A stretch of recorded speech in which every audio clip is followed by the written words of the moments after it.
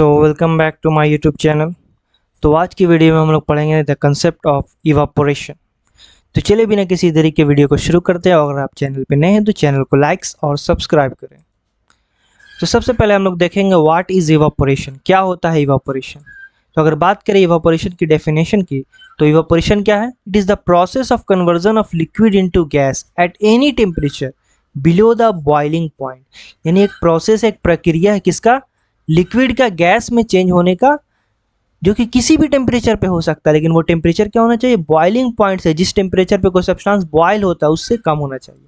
तो इवापोरेशन क्या है? It is the process of conversion of liquid into gas at any temperature below the boiling point.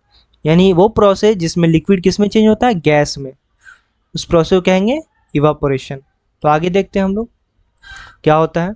Factor affecting evaporation, यानी क्या क्या कारण है जो इवापोरेशन को क्या करता है? अफेक्ट करता है, यानी इवापोरेशन चेंज होता है। पहला हम लोग देखेंगे टेम्परेचर, यानी टेम्परेचर के कारण जो है इवापोरेशन को क्या अफेक्ट होता है। तो बात करें अगर टेम्परेचर की, तो टेम्परेचर बढ़ाने पे यानी इंक्रीज करने पे इवापोरेशन क्या होगा? इंक्रीज होगा। एंड वाइस वर्सा, मतलब अगर टेम्परेचर बढ़ाएंगे तो इवापोरेशन बढ़ेगा, यानी डायरेक्टली प्रोपोर्शनल का रिलेशन है। यानी इवापोरेशन डायरेक्टली प्रोपोर्शनल होता है टेम्परेचर का, यानी टेम्परेचर इंक्रीज होगा तो इवापोरेशन में क्या होगा? इंक्रीज होगा। और अगर टेम्परेचर डिक्रीज होगा तो इवापोरेशन भी डिक्रीज होगा। और ये कैसे होगा, क्या होगा, इस पर हम लोग बात करेंगे। फिलहाल हम लोग आगे बढ़ते हैं।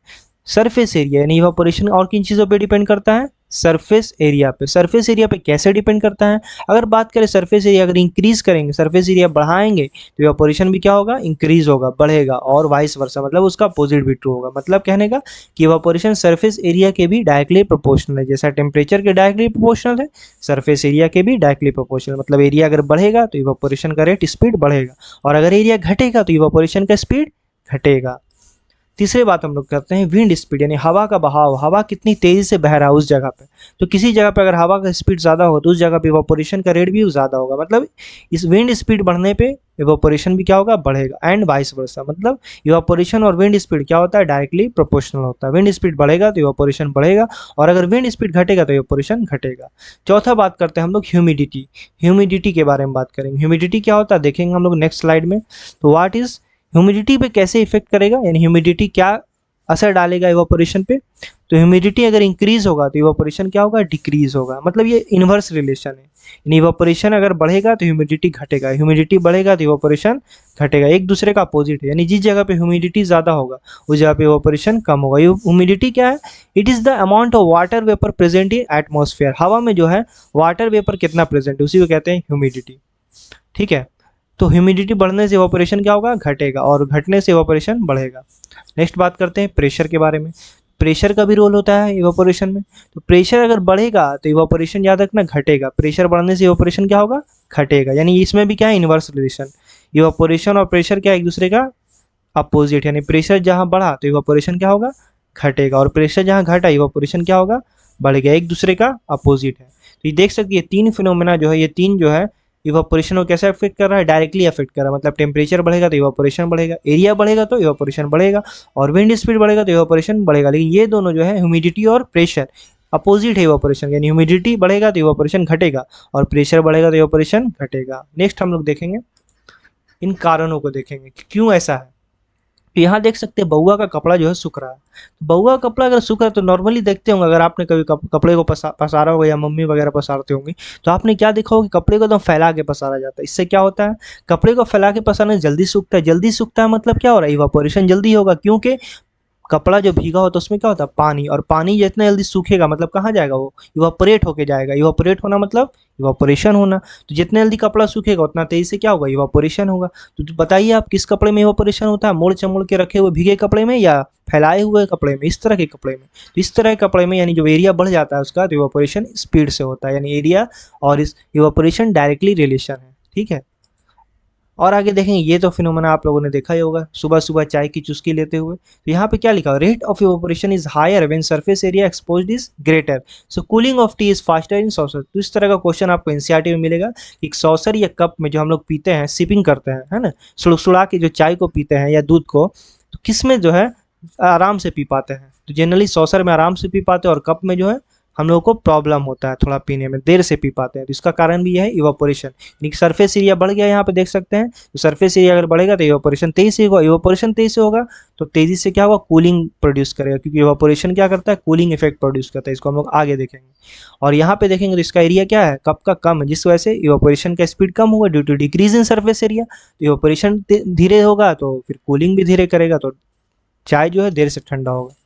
आगे हम लोग देखेंगे तो यहाँ पे देखेंगे विंड स्पीड का क्या रोल है। पिछले हम लोगों ने स्लाइड में देखा था कि विंड स्पीड अगर बढ़ेगा तो इवापोरेशन क्या होगा, बढ़ेगा। तो यहाँ पे अगर देखेंगे ये हवा क्या हो रहा है, बहेला एकदम तेजी से बह रहा है ना, और यहाँ हवा धीरे धीरे चल रहा है। तो यहाँ हवा तेज चल रहा है तो रेट ऑफ इवापोरेशन क्या है, यहाँ पे ग्रेटर है। यानी विंड स्पीड अगर तेज होगा तो इवापोरेशन भी क्या होगा, ग्रेटर होगा। इसका कारण क्या है, इसका कारण यह है कि जब हवा का स्पीड ज़्यादा होता है तो उसके आसपास जो वाटर वेपर होता है उसको हवा क्या करता है, अपने साथ ले जाता है। हवा से जो वाटर वेपर घट गया, वाटर वेपर घटा मतलब ह्यूमिडिटी घट गया, और ह्यूमिडिटी घटने से भी क्या बताता है, इवापोरेशन क्या होगा, बढ़ेगा। तो इसीलिए जो है इवापोरेशन बढ़ता है हवा के बहाव की वजह से। और हवा तेज होगा तो काइनेटिक एनर्जी जो है पार्टिकल का थोड़ा बहुत बढ़ेगा, वाटर का, और काइनेटिक एनर्जी बढ़ेगा तो पार्टिकल इवापोरेट भी तेजी से होगा। तो ये कारण है विंड स्पीड का, हवा का स्पीड का बढ़ना, तो इवापोरेशन भी क्या होगा, बढ़ेगा। नेक्स्ट देखेंगे हम लोग टेम्परेचर का क्या रोल है। तो टेम्परेचर जब बढ़ेगा तो इवापोरेशन भी क्या था, बढ़ेगा। तो यहाँ पे देख सकते हैं रेट ऑफ इवापोरेशन है T1 greater than rate of evaporation है T2। T1 टेम्परेचर ज्यादा है T2 से, तो इवापोरेशन भी क्या हो रहा है, तेज। यहाँ देख सकते हैं वाटर के जो पार्टिकल है तेजी से निकल रहा है ना, काफी ज्यादा पार्टिकल निकल रहे हैं, यानी ज्यादा इवापोरेट हो रहे हैं। यहाँ पे क्या करेंगे तो चार ठो पार्टिकल निकल, यानी टेम्परेचर कम है तो इवापोरेशन भी क्या हो रहा है, स्लो हो रहा है। क्यों ऐसा हो रहा है, क्योंकि टेम्परेचर बढ़ने से क्या होता है, काइनेटिक एनर्जी बढ़ता है। काइनेटिक एनर्जी बढ़ेगा तो पार्टिकल क्या होगा, तेजी से मूव करेगा, तेजी से मूव करेगा तो क्या करेगा, इवापोरेट जल्दी होगा। तो इसीलिए टेम्परेचर बढ़ने पे पार्टिकल का काइनेटिक एनर्जी बढ़ता है, और काइनेटिक एनर्जी बढ़ेगा तो पार्टिकल तेजी से फास्टली मूव करेगा और इवापोरेट होगा। तो इसलिए टेम्परेचर बढ़ने पे रेट ऑफ इवापोरेशन इंक्रीज होता है। आगे हम लोग देखेंगे ह्यूमिडिटी के बारे में। जैसे कि बताया था, what is humidity, amount of water vapour in the atmosphere. हवा में जो है वाटर वेपर कितना है, यानी गैसियस फॉर्म ऑफ वाटर, तो उसी को कहते हैं ह्यूमिडिटी। ठीक है, और आगे हम लोग देखेंगे। तो अभी हम लोगों ने बताया था कि ह्यूमिडिटी बढ़ेगा तो क्या होगा, इवापोरेशन का रेट घटेगा। तो इसको हम लोग इस वीडियो से समझ सकते हैं। देख सकते हैं आंगनबाड़ी वाला क्लास चल रहा है, खचा खच एकदम भीड़ भरा हुआ बच्चा लोगन का, है ना। तो बच्चा लोगों का जो है भीड़ देख सकते हैं। अगर मान लीजिए अगर और बच्चे, कुछ बच्चे लेट से आते हैं इसके अंदर बैठने के लिए, तो क्या यहाँ पे इनको जगह मिलेगा, बिल्कुल नहीं मिलेगा, है ना। यहाँ नहीं बोलना कि बहुत जगह है, यहाँ कुछ जगह नहीं है, क्योंकि बच्चा का देख सकते हैं खचा खच भीड़ बढ़ा हुआ।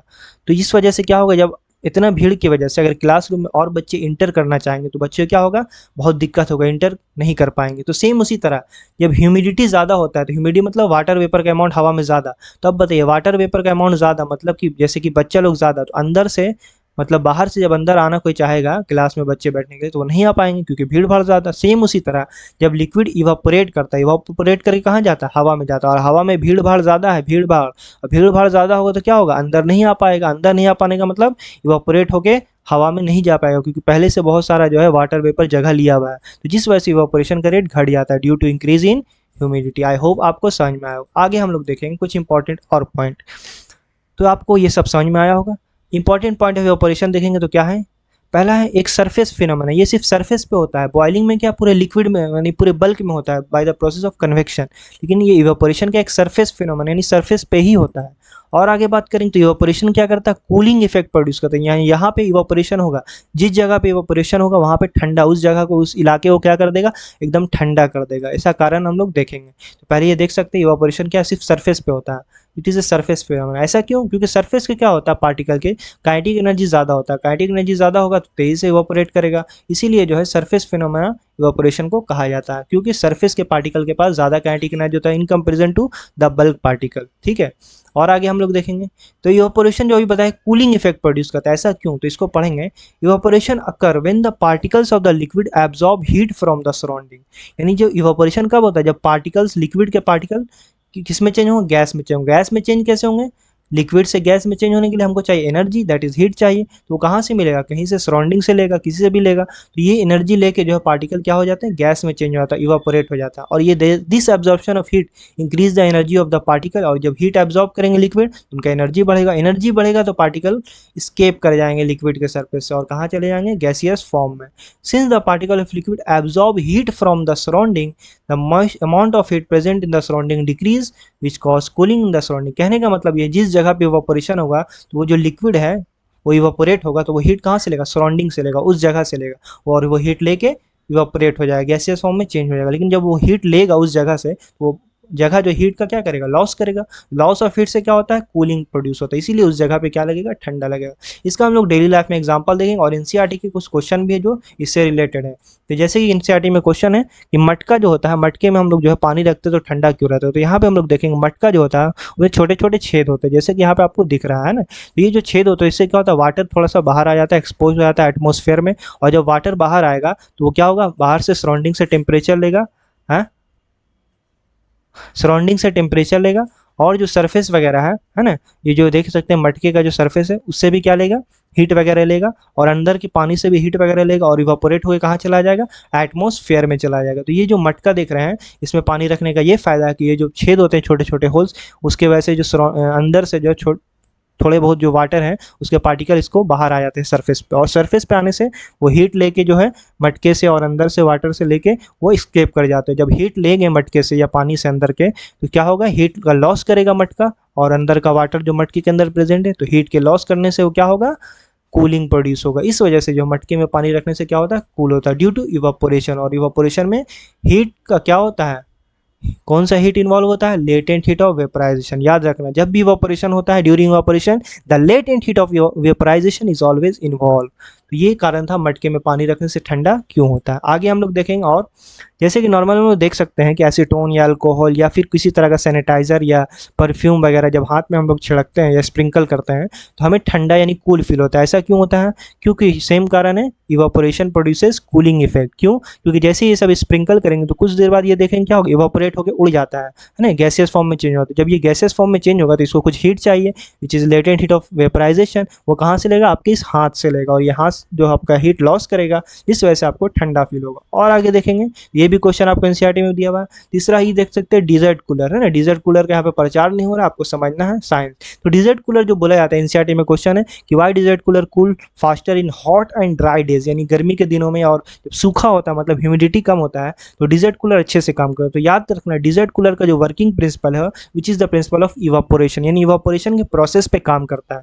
तो इवापोरेशन के प्रोसेस पे काम करता है, तो अब बताइए इवापोरेशन जब तेजी से होगा तो डिजर्ट कूलर भी अच्छे से काम करेगा और ठंडा ठंडा चिल चिल हवा देगा, है ना। तो ये जब देखेंगे तो अभी बोला क्या है क्वेश्चन एनसीईआरटी में कि गर्मी के दिनों में, गर्मी के दिनों मतलब टेम्परेचर क्या होगा, वेरी हाई। और दूसरा क्या है, ड्राई डेज, ड्राई डेज में क्या होता है, ह्यूमिडिटी कम, मतलब टेम्परेचर ज़्यादा गर्मी का दिन और ह्यूमिडिटी कम, यानी ड्राई डेज, यानी टेम्परेचर बढ़ेगा और ह्यूमिडिटी घटेगा। तो बताइए दोनों का दोनों तो क्या कर रहा है, इवापोरेशन को सपोर्ट कर रहा है, इवापोरेशन क्या होगा, बढ़ेगा। और अभी बताया desert cooler working on the principle of evaporation, तो जिस वजह से इवापोरेशन अच्छे से होगा तो ये भी अच्छे से एकदम कूल कूल ठंडा ठंडा हवा देगा। तो आई होप आपको ये सब कंसेप्ट समझ में आया होगा। और ये कुछ क्वेश्चन जो कि एनसीईआरटी में दिए हुए हैं। तो आज के लिए इतना ही, फिर